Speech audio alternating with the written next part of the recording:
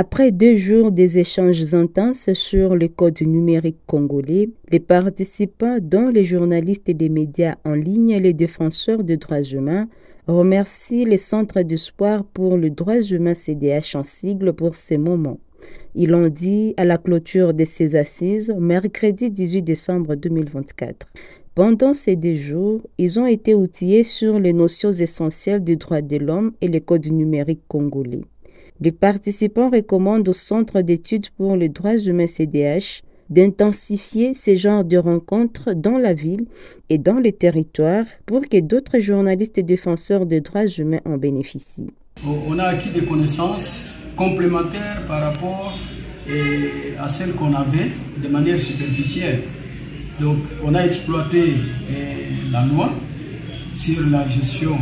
de l'information en ligne, sur le numérique,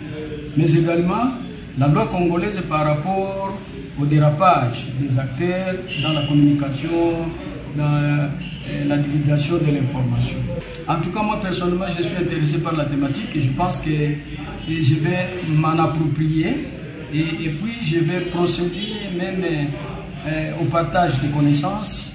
dans mon organisation et au niveau de la base, même au niveau de la société civile. Le secrétaire exécutif national du CDH, Maître Gentil Akilimali Amouli, demande à ces derniers de mettre en application les acquis de cette formation. Parlant des notions sur les infractions de presse en ligne et les codes numériques, ainsi que la constatation de l'infraction au regard du code numérique, l'orateur du jour, Maître Christian Mwanza, avocat au barreau du Sud-Kivu et consultant, chef juridique chez Héritier de la Justice, a mis l'accent sur l'article 360 qui stipule que quiconque initie ou relaye une fausse information contre une personne par le biais des réseaux sociaux, des systèmes informatiques, des réseaux de communication électronique